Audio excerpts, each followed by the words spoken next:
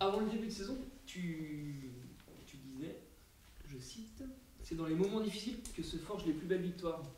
Ce maintien, est-ce que ça s'apparente à une victoire pour toi? Ah bah oui. Oui, aujourd'hui. Non au mois de décembre, et oui aujourd'hui. Mais c'est vrai on était dans une telle trajectoire que aujourd'hui c'est vrai que c'est une victoire et plus que ça même c'est une fierté parce que c'est un club, un ensemble, une solidarité qui s'est dégagée et dans un moment difficile. Donc pour conforter ce que j'ai dit, c'est dans ces moments-là qu'on voit la force d'un club et je crois qu'on a vu la force d'abord collective d'un club. Et ça c'est très très gratifiant pour tout le monde parce que tout le monde s'est senti à la fois concerné et à l'arrivée c'est la victoire de beaucoup de monde. Tu as craint un destin à la FC Metz? À un moment donné, on est obligé d'y penser, hein. Je veux dire, si je disais aujourd'hui que j'ai jamais douté qu'on allait s'en sortir, euh, je mentirais. Parce que, non pas que j'avais pas confiance en l'équipe, mais il s'est passé tellement de choses depuis le début de saison qu'à un moment donné, on se dit, ouais, c'est la continuité. Alors, il ne faut pas être fataliste, surtout pas, ce qu'on a évité d'être, mais bon, ce que je disais, le plus dur, c'est toujours de convaincre dans les moments difficiles, dans les matchs sans victoire, c'est de convaincre les joueurs, parce que c'est eux qui font tout, hein, c'est eux qui font la pluie et le beau temps, hein. Nous, on est là pour mettre en scène, mais c'est eux qui sont là pour vraiment décider du sort des résultats, finalement. Et donc, à un moment donné, tu te dis, ça devient difficile de convaincre ton groupe que tu es sur la bonne voie alors que les résultats ne sont pas là. Et notre plus grande force avec le staff, ça a été ça. C'est de toujours rester sur la même ligne, ne pas changer nos habitudes, notre fonctionnement, notre style de jeu, et qu'à un moment donné, croire que ça va finir par payer. Et ça a payé. Et ça aussi, c'est une belle leçon et c'est une belle expérience parce que je crois que il faut quand même rester sur ses convictions et sa philosophie de jeu parce que sinon sinon après pour moi c'est de l'incertitude. Alors que là on a quand même toujours une base à laquelle se raccrocher et c'est ce qu'on a fait. Même quand on est humilié entre guillemets à Amiens, on se dit toujours rester sur la même ligne Ben de oui, conduite. parce qu'il me semble que le match suivant c'était le match à Sedan. Il me semble on a sorti un match de qualité. Non comme des guerriers, ça ne veut pas dire qu'on n'était pas dans les duels, mais on est resté sur les mêmes principes, à savoir bien utiliser le ballon, jouer sur nos qualités, parce qu'on aurait pu dire à un moment donné, on sort les couteaux, ça y est, on va se mettre tous derrière, on va jouer à 5 par exemple, comme Arles l'a fait. Mais aujourd'hui, et je dirais avec les résultats, c'est plus facile de le dire, mais on n'a jamais pensé à ça parce que je pense que c'était pas dans les vertus de ce groupe et dans leur qualité. Donc l'idée, c'était vraiment toujours de jouer sur les qualités du groupe. Pour revenir à Amiens qui ressemble à un petit tournant quand même, ce jour-là tu t'es senti lâché ou voire menacé? Menacé, oui, parce que quand tu es un entraîneur, quand tu perds, au niveau professionnel, tu es menacé. Quand tu perds à la formation, bah, je vais dire que c'est pas grave, mais tu es là pour former des joueurs, tu n'es pas là pour briller dans la compétition. Alors si tu peux faire les deux, c'est bien. Et j'envoie un petit clin d'œil à Lolo Vieux par rapport à ça. Mais l'équipe professionnelle, c'est la grande différence, c'est que tu as l'obligation des résultats. Et quand tu ne gagnes pas, tu deviens un entraîneur menacé. Le tout, c'est de s'y préparer avant. J'y étais préparé. Et donc, ce qui est bien, c'est quand tu ne le vis pas. Parce que, auquel cas, les choses se passent sans souci. Voilà, c'est vrai qu'après ce match-là, on attend quelque chose d'autre, quoi. Et voilà, maintenant, le président, comme Olivier, je veux vraiment les remercier aujourd'hui, et plus particulièrement Olivier, parce que voilà, aujourd'hui, moi je lui dois un peu tout, et même dans cette période hyper difficile, il a toujours été d'un soutien infaillible. Voilà. Après, comment ce se serait passé si on n'avait pas gagné contre Guingamp 2 matchs plus tard? Je sais pas. Mais je crois quand même qu'on a des gens ici à Angers et c'est quand même une force de démarrer en ce qui me concerne dans ce club-là et avec les gens qui sont à la tête de ce club, c'est que j'ai quand même plus que le sentiment que ce ne sont pas des gens farfelus et que ils veulent eux aussi aller au bout de leurs idées. Et leurs idées, c'est pas de changer l'entraîneur parce que on était sur 10 matchs sans victoire. Donc voilà, maintenant, je l'avais dit à un moment dans la saison, j'ai bien conscience que j'ai bénéficié de la patience, de mes dirigeants. Mais on avait montré des choses avant aussi, donc c'est pas comme si on avait démarré comme ça, puis d'un seul coup tu vois jamais le soleil et tu te dis ben, c'est pas possible, il y a quelque chose qui fonctionne pas. Là on avait quand même, c'est ça qui a été surprenant dans notre parcours, c'est on a montré, je crois que le premier bilan à la trêve était bon et puis tu te dis comment on a fait pour en arriver là quoi. Jusqu'à ce match où tu te dis là j'ai dit on est au bord du précipice et puis de quel côté est-ce qu'on on va tomber dedans ou... Et non, les joueurs, franchement, à aucun moment j'ai senti qu'ils ont lâché et qu'ils m'ont lâché. Jamais. Jamais, parce que je crois que c'est important quand même là aussi d'avoir des cadres et de bien les choisir. Et je pense que ils pourraient le dire eux-mêmes, à aucun moment ils ont non seulement émis cette hypothèse, et puis il y en a certains qui la provoquent. Donc à aucun moment, ou alors il serait, c'est pas du tout ce que j'ai ressenti et c'est pas du tout à un moment donné parce que les choses elles se disent. Vous êtes là pour aussi non seulement en parler parce que vous en avez parlé aussi à un moment donné. Hein, c'est vous qui avez aussi dit est-ce qu'il faut continuer, est-ce que c'est l'homme de la situation. Donc c'est vous aussi qui posez des questions. Pour les joueurs, eux ils m'ont donné des réponses sur le terrain et aussi en dehors. Non, on a posé la question au président. C'était quand même à un moment important. Non, mais vous avez posé la question. Au président. Oui, non, mais peu importe. Qui a répondu d'ailleurs tout de suite. Bien sûr, mais Jean-François, on va pas revenir sur le métier du journalisme. C'est voilà, à un moment donné, voilà, j'ai senti qu'il y avait un besoin de la poser cette question. Oui. Voilà. Mais nous aussi on l'a senti et ça a contribué justement à assainir tout de suite la situation. Ouais. Ben non. Si, très bien. Enfin, moi, c'est pas un reproche. Je dis juste qu'à un moment donné, quand on connaît la situation, c'est-à-dire qu'on connaît la situation dans laquelle j'étais embarqué en début de saison, quand on sait ce qu'on a vécu, quand on sait qu'à ce moment-là aussi à Amiens, on prend 2 rouges, quand on sait qu'on a perdu Jérémy Hénin à la trêve, quand on sait qu'on a Olivier Aurillac qui est blessé, quand on sait que vous les connaissez, entre guillemets, les raisons. Donc voilà, après c'est votre métier de dire ou de pas dire. Et voilà, après effectivement, au moins les choses sont claires. Mais moi par contre, en interne, j'ai jamais douté de leur soutien. Jamais. Maintenant, c'est vrai que voilà, tout le grand public angevin, ça se fait à Marseille, il n'y a pas de raison que ça ne se fasse pas à Angers. Voilà. Pour en revenir à ces 10 matchs-là, tu n'as pas gagné. Tu parlais tout à l'heure de la part de l'irrationnel, certainement. Est-ce que tu as réussi quand même à mettre le doigt sur 2-3 choses rationnelles qui expliquent? Oui, on a quand même manqué énormément d'efficacité. Si je prends le match de Quevilly, par exemple, qu'on a perdu 1-0, sur une frappe phénoménale de Collinet, de son mauvais pied de 30 mètres, ça résume assez bien l'histoire parce qu'on marque un but, on l'a déjà oublié, en première mi-temps on nous refuse un but sur un corner où on nous signale hors jeu sur corner, but de Couturier, et ensuite en deuxième mi-temps on se présente 3 ou 4 fois tout seul devant le gardien. Voilà, donc c'est des choses qu'on a vues, qu'on a revues, qu'on a revues, sauf qu'à un moment donné à ce niveau-là ça pardonne pas parce qu'on avait un secteur de jeu qui était moins performant, c'est-à-dire l'efficacité offensive. Et puis en même temps, je ne sais pas si vous vous souvenez quand même, parce que Greg Maliki ne jouait pas à Quevilly, et il y avait des raisons. En même temps, on avait perdu cette solidité défensive. Donc inévitablement,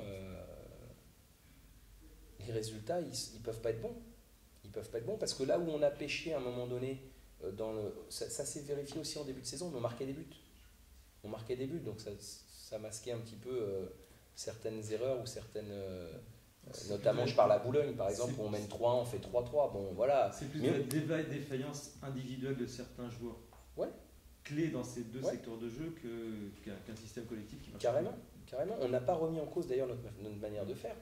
Quand je dis on avait dit on va jouer plus haut, on essaie de jouer haut, on essaie d'aller presser l'adversaire, de jouer dans la moitié de terrain adverse, on n'a pas changé ça. Mais à un moment donné, pour jouer comme ça, il faut que tout le monde soit à son meilleur niveau, c'est évident. Et physique, mais surtout technique, quoi. Et donc là, on a eu une fois c'était un, une fois c'était l'autre, et donc à un moment donné, ça se traduit par des résultats qui sont plus au niveau, quoi, qui sont plus à la hauteur. Tu as toujours répété que ton groupe avait aucune marge. C'était un constat lucide.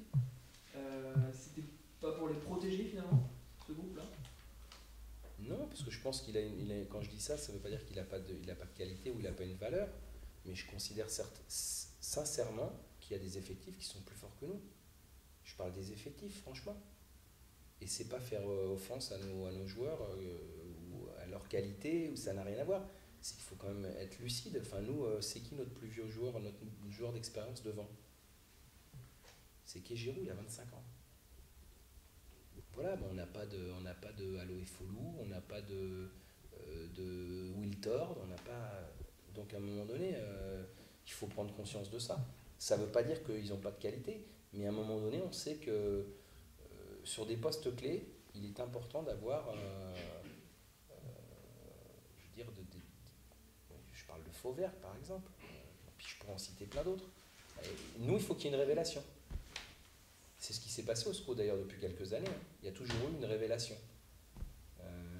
Voilà, mais on passe pourquoi? Parce qu'on ne peut pas se permettre de prendre un mec qui est confirmé. On n'en a pas les moyens. Donc il faut travailler autrement. Pour ça, je dis qu'on n'a pas de marge. Voilà. Mais ce n'est pas du tout péjoratif d'un point de vue négatif à l'encontre du groupe. Hein. Pas du tout. Mais je crois qu'à un moment donné, il faut être lucide. Il faut arrêter aussi. Moi j'aime pas raconter de bêtises, faire croire des choses. Ça sert à rien de faire le mariole. Ça sert à rien. C'est facile de parler, mais après, il faut assumer quand on est sur le terrain. Et je pense qu'aujourd'hui, il faut avoir la lucidité et l'objectivité de dire que moi, je pense que si on finit là où on est aujourd'hui, alors on peut dire oui, mais vu la fin de saison, même une saison, c'est 38 matchs, c'est pas 10, c'est pas 9. Donc si on n'a pas été, c'est qu'il nous a manqué un peu d'effectifs peut-être, c'est qu'il nous a manqué un peu de talent peut-être, mais on ne peut pas dire à la 37e journée qu'on ne mérite pas d'être là où on est. Franchement, moi je trouve que ce serait pas honnête. Ce serait pas honnête. Et toi, dans cette période, tu te dis, je fais pas les choses comme il faut. Bien sûr. Je me remets en question. Je me pose des questions.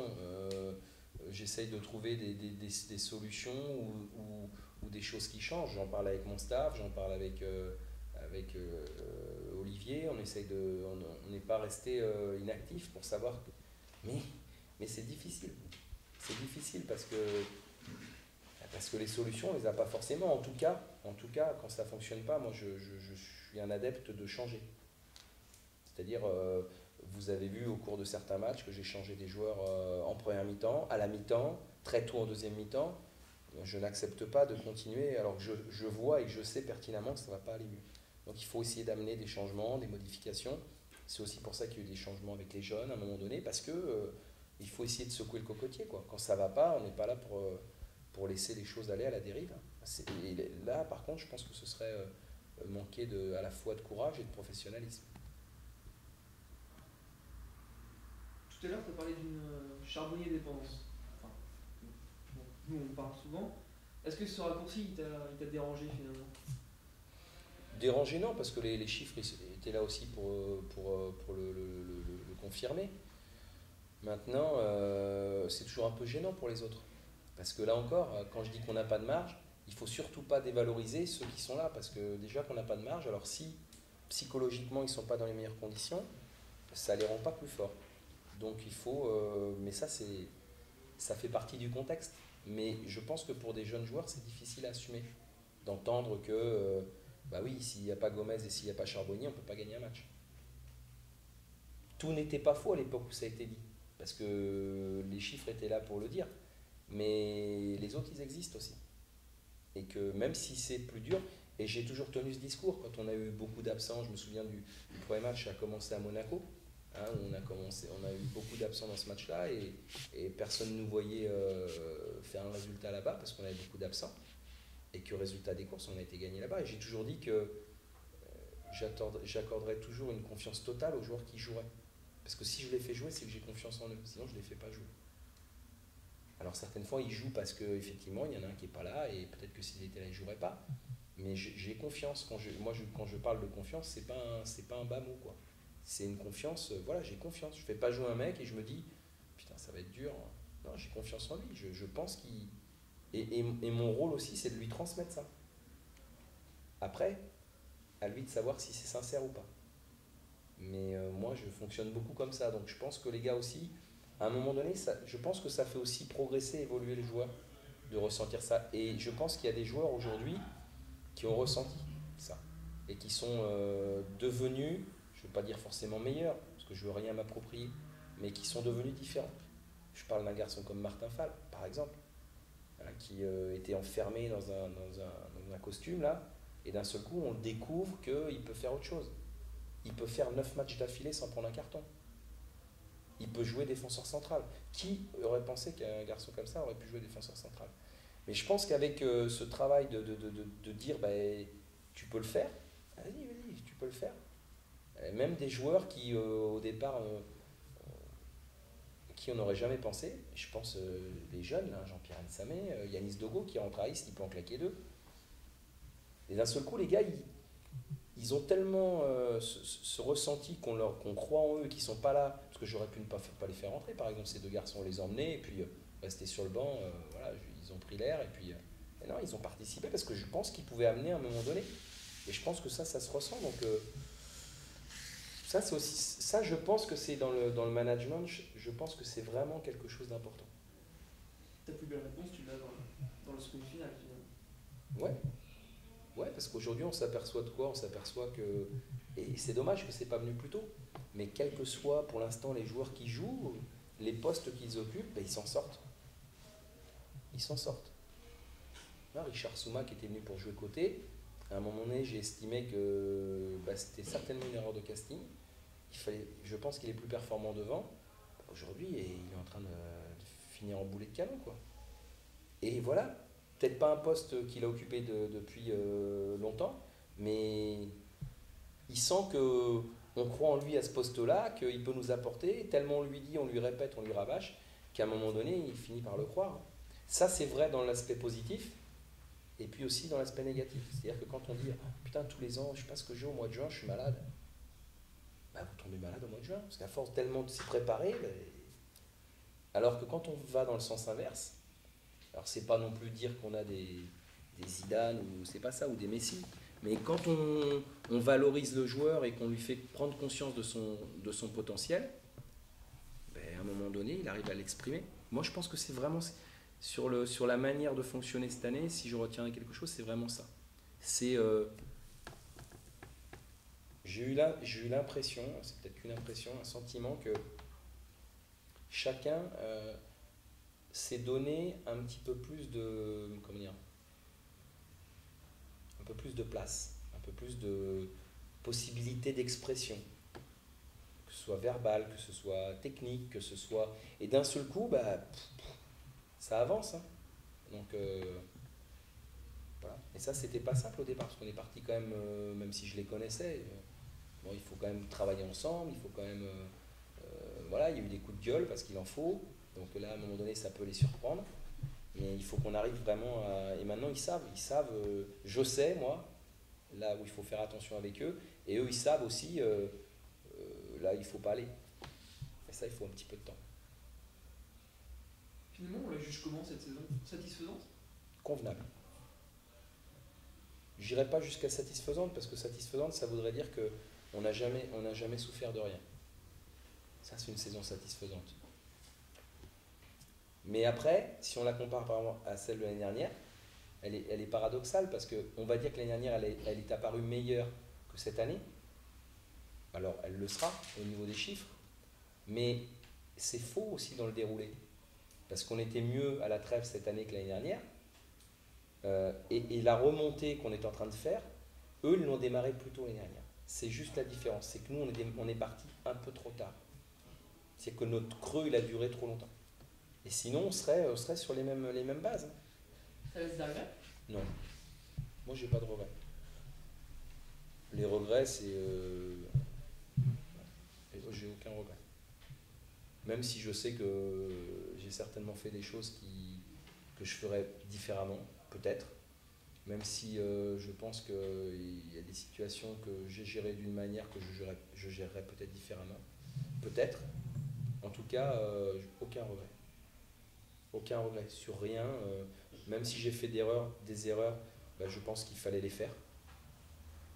On dit qu'il faut payer pour apprendre. Donc voilà. Et qu'à moi de les analyser s'il y en a eu et de ne pas les reproduire. Et puis si les joueurs, à un moment donné, pour certains, ils n'avaient jamais vécu ce que c'était que d'être au bord du précipice, et ben ça va les rendre plus forts encore. Donc il ne faut pas regretter. C'est peut-être ce qui va nous permettre l'année prochaine de dire, les gars, il faut qu'on réagisse un peu plus tôt si jamais ça doit mal se passer. Parce qu'on l'aura vécu et on n'aura pas envie de le revivre. Donc pas de regret. Quand tu dis pas envie de le revivre, on peut sentir derrière une souffrance finalement pendant Ouais, mais... cette galère. Quoi. Bah oui, c'est clair. Pour ça, je dis, il ne faut pas fanfaronner. Il faut profiter, parce que là, franchement, on vit... moi, j'aimerais qu'il y ait encore 4-5 matchs. Hein. Je n'ai pas envie d'arrêter. Hein. On vit... c'est super. On gagne, on joue bien, on marque des buts. Les gens, ils sont avec nous, derrière nous. Tout le monde nous dit bravo. Alors qu'on est 9e.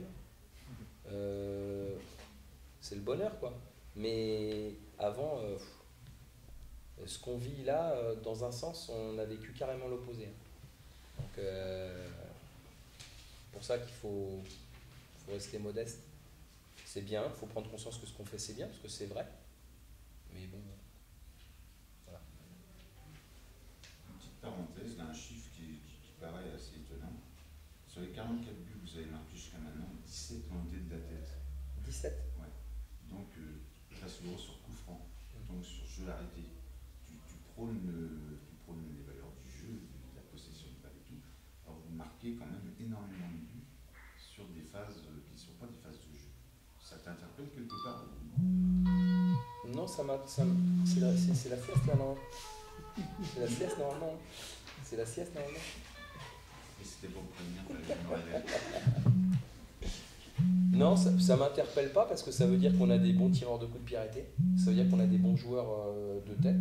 Parce qu'il ne faut quand même pas oublier que ça fait partie des armes d'une équipe, hein, quand même. Lyon, ils ont été champions de France. Juninho, il est parti, c'était fini. Hein. Plus de champions de France. Hein. Donc ça fait quand même partie des armes d'une équipe. Et puis si on a des coups de pied arrêtés, des coups francs, des corners, c'est qu'on est quand même dans la moitié de terrain adverse. Bah oui, bah oui. Bah oui, parce que pour marquer des coups francs, il faut quand même être chez l'adversaire. Pour marquer des buts sur corner, il faut avoir mis l'adversaire en difficulté. Donc moi, ça me va complètement. Et puis on n'est encore pas... on est à combien? On est à 30%. On est dans le ratio normal. Ça me paraissait beaucoup, moi. Non. Et t'imagines un peu, c'est les coups de pied arrêtés, ça, 17 buts? Non. T'as pas compté les pénaltys? D'accord. Ah, parce que Ryan Frikesh, il a marqué un but de la tête, il a marqué un but de la tête sur coup de pied arrêté. Il n'y a pas que des coups de pied arrêtés, parce que j'ai l'image d'un but de Charbot chez nous sur une passe de Diers contre Tours au deuxième poteau, et c'était pas un coup de pied arrêté. Ah non, j'ai pas dit que c'était que sur coup de pied arrêté. Ah oui, parce qu'on a été en stage en Angleterre cet hiver, ici on ne vous a pas dit. On a été travailler le jeu de tête un peu. Chelsea. Non mais c'est une arme, hein. C'est une arme. Aujourd'hui, les coups de pied arrêtés, on va quand même pas regretter d'avoir des bons tireurs de coups de pied arrêtés. Mais tu regardes les passes de Diego, hein. C'en est l'exemple parfait. Hein. Les passeurs, il est à 11 là, parce qu'il va avoir une passe de plus.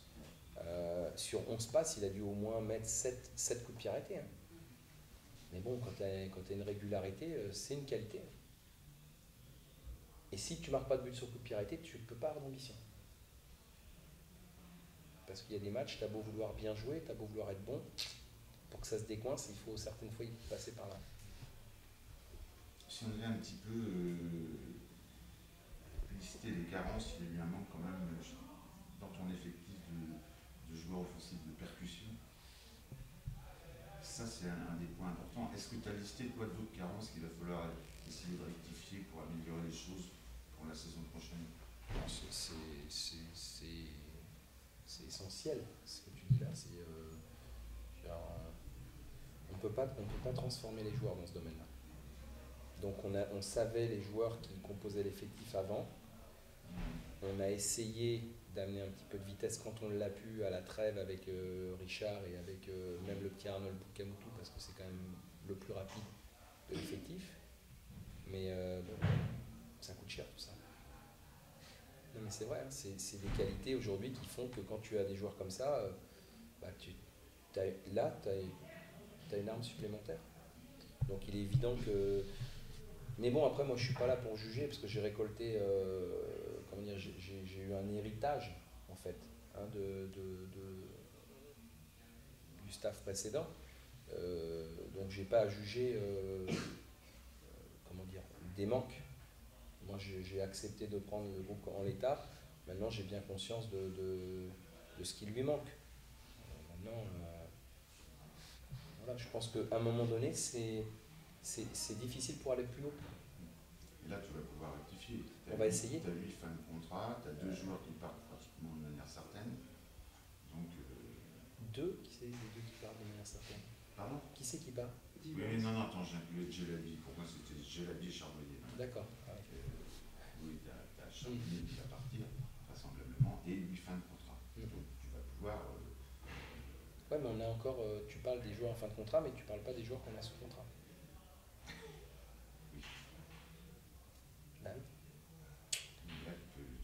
Tu vas pouvoir un petit peu mieux jouer. On va essayer. On va essayer. Que la saison dernière. On va essayer de le rééquilibrer en tout cas. Ouais, voilà, c'est ça l'idée. L'idée c'est de, comme on a rééquilibré jeunes joueurs d'expérience, on va essayer de rééquilibrer joueurs de football et puis joueurs de vitesse. On va essayer. Maintenant, les profils, on les a déterminés. Hein. Et je pense que on n'a pas attendu la fin de la saison pour le voir. Tout le monde l'a vu, tout le monde le sait. De toute façon, c'était les mêmes que l'année dernière. Donc les constats. Qu'est-ce qui a changé l'année dernière entre la trêve, avant la trêve l'année dernière, et après, avant et après la trêve? Qu'est-ce qui a changé au SCO? Il y a l'année dernière, je ne sais pas. La saison dernière. Qu'est-ce qui a changé? Pourquoi ils étaient 17e avant la trêve et pourquoi ils ont fini comme ils ont fini? C'est quoi le changement? Pour moi, c'est CV et puis c'est même Diego, même s'il n'a pas joué beaucoup. Ah oui, mais non, mais c'est ça, si tu veux. Donc, à partir du moment où CV s'en va. D'où les regrets sur Haïti. Bah, carrément. C'est aujourd'hui, moi, ma plus grande frustration, parce qu'on parle de plein de choses, c'est ça. C'est Floyd Haïti. C'était le profil idéal dont on avait besoin. C'était le profil type. Voilà, après, personne n'y peut rien, c'est comme ça. Mais. Quand tu as un mec qui s'entraîne comme ça, tu joues contre Bordeaux, c'est lui qui claque le but, il fait la misère au Bordelais, et tu dis putain il est bon, hein, mais c'est con, il peut pas jouer. Puis à la fin du truc, non seulement il peut pas jouer, mais il s'en va maintenant. Non, mais je t'ai vu, je me souviens ici, là, je t'ai rentré, puis il y a Olivier, franchement, ah oui. C'est exactement le même. C'est clair, il a toutes les caractéristiques qui nous manquent. Donc voilà, après on a fait sans lui. Et ça a fait le bonheur des Rémois quand même. Voilà, mais bon, on va pas refaire l'histoire, on la connaît. Toi, tu as eu Frikesh. Ouais, c'est différent. Mais on aurait pu avoir Frikesh et Haïté. Hein. C'était pas incompatible. Hein. C'est quand même une belle révélation. Ah bah oui, carrément. C'est bien. Voilà, moi je suis content pour lui d'abord. C'est bien la preuve qu'il ne faut pas hésiter. Quoi. Quand on sent quelque chose, quand on sent du potentiel, il ne faut pas hésiter. Aujourd'hui, tu me parlais de regret. Mon plus grand regret, ça aurait été de passer à côté de ça. Parce que vous vous souvenez, Arles, quand on a joué avec nos deux milieux de terrain défensifs, c'était Frikesh et Lamzaoui. Et Jean-Louis, quand il a dû regarder la composition d'équipe, il a dû pété un plomb, quoi, Moulin. C'était qui l'autre? El Hamzaoui. Ah oui, c'est vrai, oui, oui, bah oui. Donc bon, voilà. Donc ça aurait été mon plus grand regret. Je l'aurais pas su de toute façon, parce que on l'aurait jamais su. Mais aujourd'hui, voir ce qui se passe, voilà, ça c'est bien. Tu te dis là, ouf, c'est fini ou vivement le 20 juin? Franchement, T'as besoin. je pense que là, il faut mettre tout un petit peu dans le placard et puis bien récupérer. Parce que ça a quand même été, je l'avais dit, hein, ce serait dur et long. Ça a été moins long que prévu, mais ça a été aussi dur que ce que je pensais. Nerveusement, puis tout, quoi. On se sent investi d'une responsabilité, moi, comme jamais, même si j'avais dit en démarrant, j'ai pas de pression, c'est vrai que j'ai pas de pression. Voilà, si ça va pas, bah, je retournerai avec les jeunes, j'aurai aucun souci pour ça. C'est pas ça qui me gêne. Ce qui me gêne, c'est ce que ça peut occasionner pour le club, ce que ça peut occasionner pour les gens qui aiment. Moi, je m'aperçois, et je m'en aperçois comme jamais, que putain, ben, le SCO à Angers, c'est important, quoi. C'est important. Et ça, voilà, donner un petit peu de plaisir, bah, c'est aussi ça. Bah, voilà, on a des gens qui travaillent aussi au club.